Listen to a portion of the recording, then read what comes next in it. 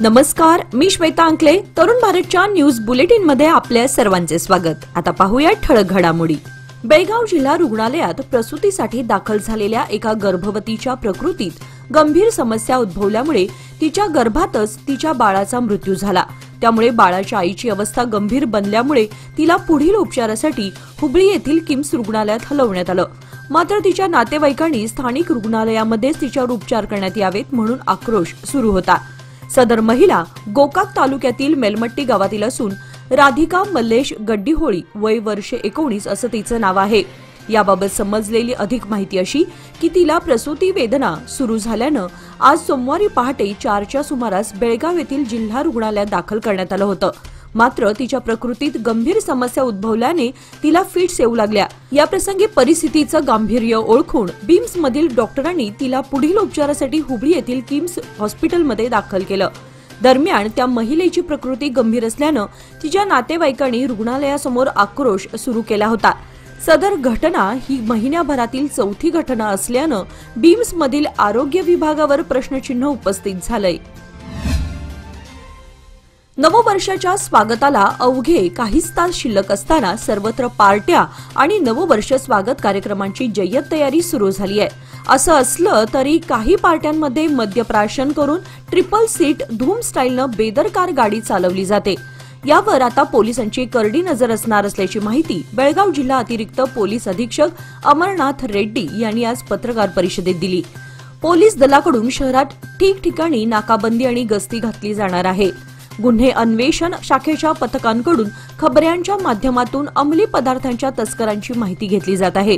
Drinks and drive बाबत विशेष मोहीम राबवण्यात येणार असून मद्यप्राशन करून वाहन चालवणाऱ्या वाहन चालकांवर कारवाई करण्यात येणार असल्याचं देखील त्यांनी यावेळी सांगितलं. राज्य सरकारनं आपल्या प्रलंबित मागण्या मान्य कराव्यात यासाठी 31 डिसेंबरपासून संपाचं आयोजन करण्यात आलं होतं.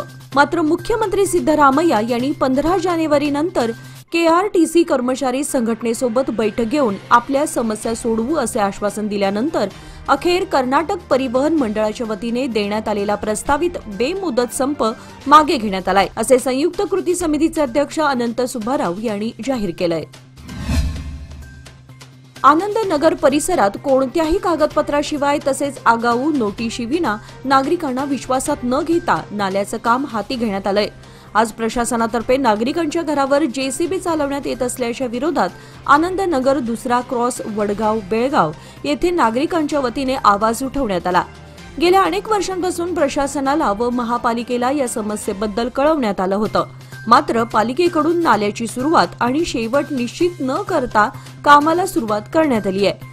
याला आमचा विरोध असून कोणत्याही सरकारी कागदपत्रामध्ये या नाल्याची नोंद नाही असेल तर ती आधी आम्हाला दाखवा, मग सर्वानुमते यावर योग्य ती कारवाई करा, असे येथील नागरिकांच्या वतीने सांगण्यात आलं होतं.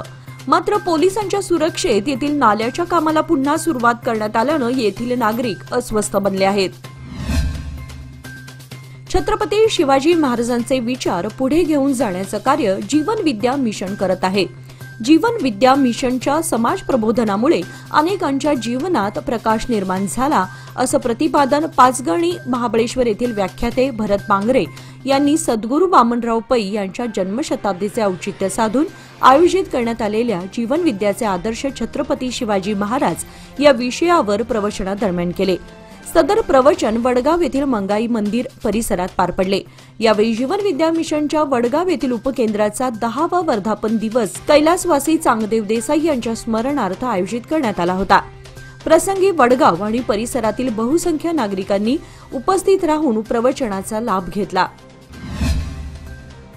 महाराष्ट्र एकीकरण युवा समितीच्या वतीने 4 जानेवारी 2025 रोजी मराठा मंदिर खानापूर रोड बेळगाव येथे भव्य सामान्य ज्ञान स्पर्धा आयोजित करण्यात आली आहे. या संदर्भात काल रविवारी बैठक घेऊन निर्णय घेण्यात आला.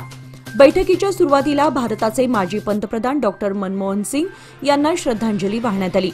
यावर्षी सामान्य ज्ञान स्पर्धेचे 4थे वर्ष असून ही स्पर्धा छत्रपती शिवाजी महाराजांचा इतिहास, संयुक्त महाराष्ट्र चळवळ, सामान्य ज्ञान, बौद्धिक क्षमता या विषयावर आयोजित केली आहे. यंदा या स्पर्धेत पूर्व प्राथमिक, उच्च प्राथमिक, माध्यमिक व महाविद्यालयीन अशा 4 गटांमध्ये आयोजिली जाणार असून सीमा भागातील विद्यार्थ्यांनी मोठ्या संख्येने या स्पर्धेमध्ये सहभाग घ्यावा असे आवाहन यावेळी महाराष्ट्र एकीकरण युवा समितीचे अध्यक्ष अंकुश केसरकर यांनी केलं आहे। सदर बैठकीला कार्याध्यक्ष सचिन कळवेकर, सरचिटणीस श्रीकांत कदम, खजिनदार विनायक कावळे, सूरज कुडुसकर, इंद्रजित धामणेकर, सूरज चव्हाण आदी कार्यकर्ते उपस्थित होते।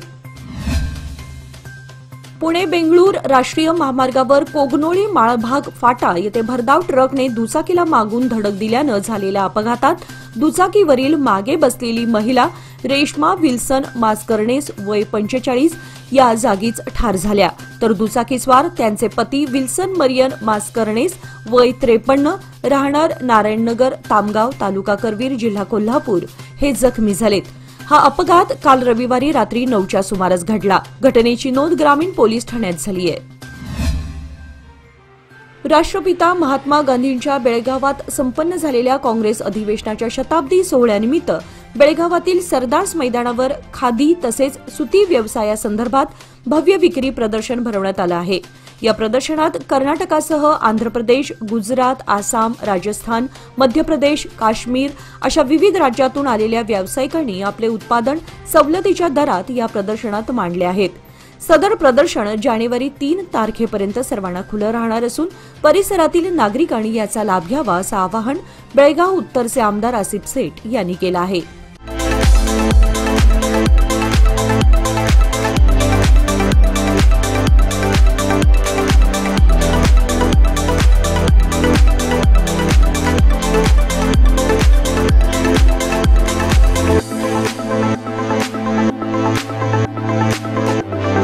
सादर आहे लोकमान्य दुर्गा शक्ती योजना, जी देते तुमच्या गुंतवणुकीवर 10.25% परतावा, तेही फक्त 18 महिन्यांमध्ये। सोबत 1 लाखापर्यंत व्यक्तिगत अपघाती विमा विनामूल्य उपलब्ध। अधिक माहितीसाठी आजच कॉल करा 1800-212-4050। फक्त सभासदांकरिता, अटी लागू। लोकमान्य, जिथं पैसा वाढतो आणि नातं वृद्धिंगत होतं। कंगराळी बुद्रुक येथील बाल तरुण युवक मंडळ, बाहेर गल्ली कुस्तीगीर संघटना व ग्रामस्थांच्या संयुक्त विद्यमाने लक्ष्मी देवीच्या ओटी भरण्याच्या कार्यक्रमानिमित्त आयोजित कुस्ती मैदानामध्ये कंगराळीचे पैलवान कामेश पाटीलने सांगलीचे पैलवान प्रदीप ठाकूरला अवघ्या मिनिटात दोन्ही हाताचे हप्ते भरून हप्ते डावावर आसमान दाखवत चितपट केले आणि उपस्थित कुस्ती शौकीनांच्या डोळ्यांचे पारणे फेडले। सदर कुस्ती मैदान बेळगाव महापौर केसरी विजेते गुंडू पाटील, गुणवंत कडोलकर, परशुराम पाटील यांच्या स्मरणार्थ या कुस्ती मैदानाचे आयोजन करण्यात आलं होतं। आखाड्याचे उद्घाटन व दीपप्रज्वलन विजय पावशे, अर्चना पठाणे, संध्या चौगुले, युवराज जाधव आदी मान्यवरांच्या हस्ते करण्यात आले। पंच म्हणून नाथाजी पाटील, शंकर पाटील यांनी काम पाहिले। यावेळी लहान मोठ्या अशा 50हून अधिक रंगतदार कुस्त्या पार पडल्या। बेळगाव कॅम्प येथील फातिमा कॅथेड्रल चर्च येथे बेळगाव डायोसीच्या वतीने रविवारी सामूहिक प्रार्थनेचा कार्यक्रम पार पडला। उपस्थित असलेल्यांना बिशप डेरी फर्नांडिस यांनी संदेश दिला। यावेळी बहुसंख्येने बेळगाव परिसरातील ख्रिस्ती बांधव सहभागी झाले होते। महालक्ष्मी देवी यात्रेच्या निमित्त कंगराळी बुद्रुक ग्रामस्थ व युवक मंडळाच्या वतीने भव्य रेकॉर्ड डान्स स्पर्धांचे आयोजन करण्यात आलं होतं। दीपप्रज्वलन करून हिंदूंचं आराध्य दैवत छत्रपती शिवाजी महाराजांच्या प्रतिमेचे पूजन करण्यात आले। सदर स्पर्धेमध्ये 30हून अधिक स्पर्धकांनी भाग घेतला होता। त्यापैकी प्रथम, द्वितीय, तृतीय क्रमांक व उत्तेजनार्थ स्पर्धकांना रोख रक्कम व पारितोषिक देऊन गौरवण्यात आले। प्रशिक्षक विनायक केसरकर, राज यादव, मनोहर खोत यांनी अथक परिश्रम घेऊन ही स्पर्धा यशस्वी केली। प्रसंगी कार्यक्रमाचे सूत्रसंचालन पुंडलिक पाटील यांनी करून उपस्थितांचे आभार मानले। यावेळी प्रमुख पाहुणे बाळू देसूरकर, रघुनाथ खांडेकर, यल्लोजी पाटील, उमेश पाटील, अनिल पावशे, श्रीराम सेना हिंदुस्थानचे ओमकार पाटील आदी मान्यवर उपस्थित होते। बनशंकरी देवस्थान भडकल गल्ली येथील हॉलमध्ये काल रविवारी राष्ट्रीय पातळीवरील आयोजित भव्य रांगोळी स्पर्धा संपन्न झाली। या स्पर्धेदरम्यान घालण्यात आलेल्या रांगोळ्या या कलात्मकतेद्वारे अत्यंत सुबकरित्या रंगसंगतीमुळे अत्युच्च दर्जाचा आविष्कार सादर झालेला दिसून येत होता। सदर स्पर्धा एंजल फाउंडेशन बेळगावच्या माध्यमातून आयोजित करण्यात आली होती। स्पर्धेदरम्यान जवळपास 70हून अधिक रांगोळी कलाकारांनी सहभाग घेतला होता। विजेत्या स्पर्धकांना रोख बक्षीस देऊन गौरवण्यात आले। यावेळी एंजल फाउंडेशनच्या मीनाताई बेनके, सूर्यकांत हिंडलगेकर, दीपक सुतार, निलेश शिंदे, बेळगाव येथील सुप्रसिद्ध रांगोळी कलाकार अजित औरवाडकर, चंद्रशेखर रांगणेकर आदी मान्यवर उपस्थित होते। जगातील सर्वात मोठी विद्यार्थी संघटना असलेल्या अखिल भारतीय विद्यार्थी परिषदेच्या कर्नाटक राज्य कार्यकारी समितीच्या सदस्यपदी प्रसाद हनिमनाळ यांची निवड करण्यात आली आहे। यापूर्वी चिकोडी तालुका संचालक, जिल्हा संचालक, बेळगाव विभाग सहसंचालक, बेळगाव विभाग संचालक अशा जबाबदाऱ्या त्यांनी पार पाडल्या आहेत। विद्यार्थ्यांच्या न्याय व हक्कासाठी ते सतत आवाज उठवत असतात। गुलबर्गा येथे झालेल्या अखिल भारतीय विद्यार्थी परिषदेच्या राज्य संमेलनामध्ये राज्य कार्यकारिणी समिती सदस्य म्हणून त्यांची निवड करण्यात आली। मराठी प्राथमिक शाळेला येणारी मुले गरीब, सर्वसामान्य, कष्टकरी वर्गातील आहेत। या मुलांना सकस आहार मिळावा, त्यांचे आरोग्य सुदृढ व निरोगी राहावे या उद्देशाने सरकारने माध्यान्ह आहारासह अंडी, चिक्की व केळी वाटप करण्याची योजना हाती घेतली आहे। यामुळे मुलांचे आरोग्य उत्तम राहण्यास मदत मिळणार आहे।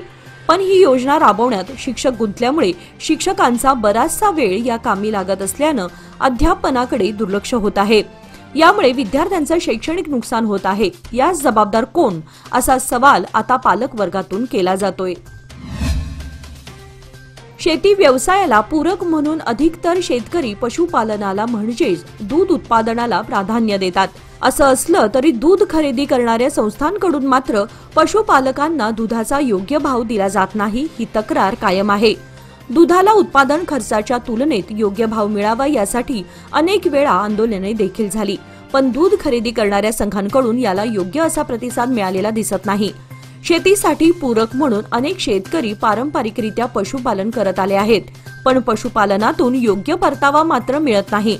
शुद्धतेच्या नावाखाली पाण्याची बाटली 20 रुपयाला विकली जाते, पण दुधाला मात्र योग्य भाव देण्याकडे नेहमीच दुर्लक्ष केलं जातं। आता तर पशुखाद्य आणि चाऱ्याचे भाव गगनाला भिडल्यानं पशुपालक आर्थिक अडचणीत आलेत। सध्या परिसरात ऊस गळीत हंगाम गतीने सुरू आहे। शिवारातील ऊस लवकरात लवकर कारखान्याला कसा पाठवला जाईल याची लगबग शेतकऱ्यांना लागली आहे। अशा या परिस्थितीत अनेक ठिकाणी ऊसाला आग लागल्याच्या घटना देखील घडत आहेत। असाच प्रकार नांगणूर येथे घडला। सुमारे 4 एकर ऊस क्षेत्र असणाऱ्या ऊस पिकाला आग लागल्याची घटना सोमवारी सकाळी 12 वाजण्याच्या सुमारास घडली। परिसरातील शेतकऱ्यांनी तातडीने घटनास्थळी धाव घेऊन आग आटोक्यात आणण्यासाठी प्रयत्न केले। या प्रयत्नांना अग्निशमन दलाचेही बळ प्राप्त झाले। यामुळे 4 एकरातील फक्त अर्धा एकर ऊस आगीच्या भक्ष्यस्थानी पडला। बाकीचे ऊस पीक बचावले असून आगीचं नेमकं कारण अद्याप समजलेलं नाही। याचबरोबर आजचे बातमीपत्र इथे संपले। अधिक माहिती आणि ताज्या घडामोडींसाठी पाहत रहा तरुण भारत न्यूज चॅनल। तसेच आमच्या चॅनलला लाईक, शेअर आणि सबस्क्राईब करायला विसरू नका। आणि विश्वासार्ह बातम्यांसाठी दररोज वाचा दैनिक तरुण भारत। धन्यवाद।